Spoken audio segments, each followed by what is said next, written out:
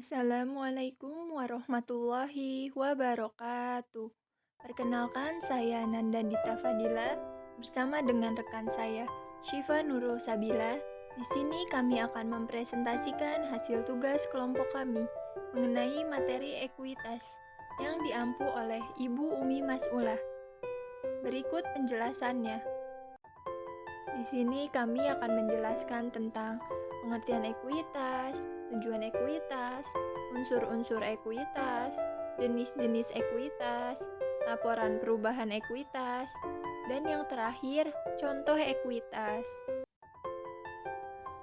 Pengertian ekuitas. Ekuitas berasal dari kata equity atau equity of ownership yang berarti kekayaan bersih suatu perusahaan.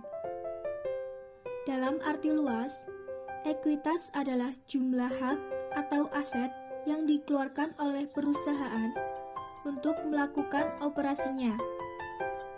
Berarti bahwa aset tersebut telah dialihkan untuk disimpan sehubungan dengan kewajibannya. Yang selanjutnya ada tujuan ekuitas. Sebagai bagian dari hak pemilik perusahaan, harus dilaporkan sehingga sumbernya dapat dijelaskan secara rinci dan harus ditunjukkan sesuai dengan peraturan perundang-undangan yang relevan sebagai nota kesepahaman. Yang selanjutnya, unsur-unsur ekuitas.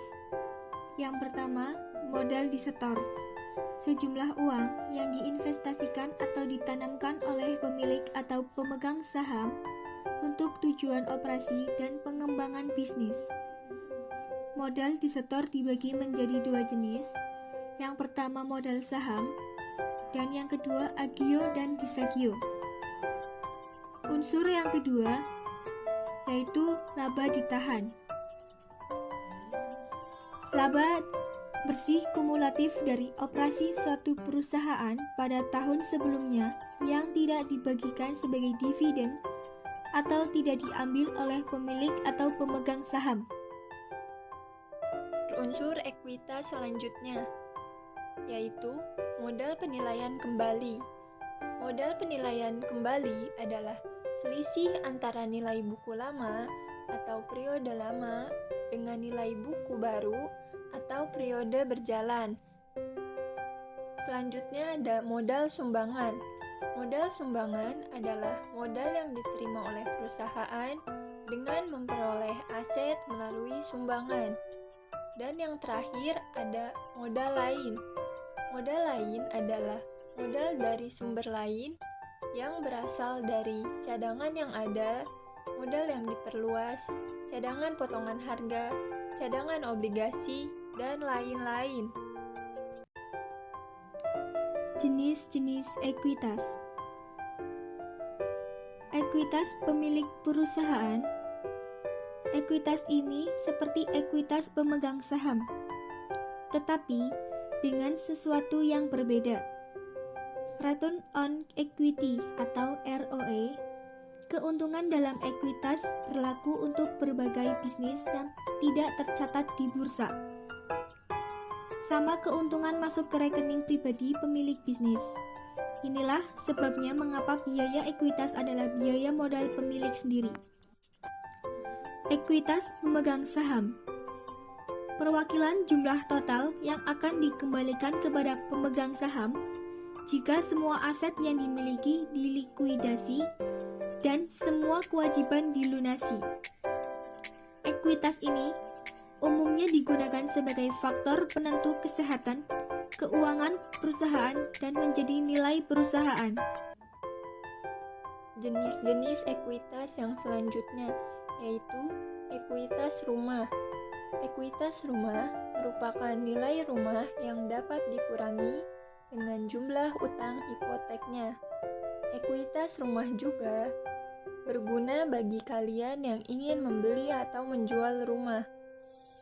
Jenis ekuitas yang terakhir yaitu pembiayaan ekuitas.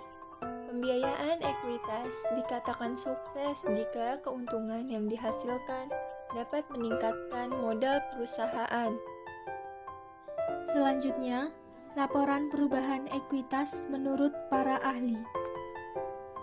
Menurut Agus Purwaji, laporan perubahan ekuitas adalah laporan perubahan ekuitas selama periode pelaporan. Laporan ini terdiri dari beberapa unsur antara lain modal awal periode, penambahan, dan pengurangan satu periode serta modal penutup periode. Menurut Sodikin dan Riono, laporan perubahan ekuitas adalah laporan keuangan yang secara sistematis menyajikan informasi tentang perubahan modal perusahaan sebagai akibat dari operasi perusahaan dan transaksi dengan pemiliknya selama periode pelaporan tertentu. Dan selanjutnya ada contoh ekuitas. Contoh ekuitas yang pertama, modal perseroan terbatas yang terdiri atas saham. Lalu, saham yang terdiri dari saham preferen, saham biasa, akun tambahan modal di setor. Lalu ada modal sumbangan dapat dilaporkan sebagian dari tambahan modal di setor. Lalu ada premium atau agio atau diskon di sagio dari penjualan saham, baik saham biasa maupun saham preferen. Lalu ada selisih penilaian kembali aktiva tetap. Untuk perusahaan melakukan revaluasi aktiva tetap. Lalu ada laba ditahan atau disebut retained earnings. Baik, demikian presentasi dari kelompok kami. Kurang lebihnya kami meminta maaf atas kesalahan saat proses penyampaian materi. Terima kasih. Wassalamualaikum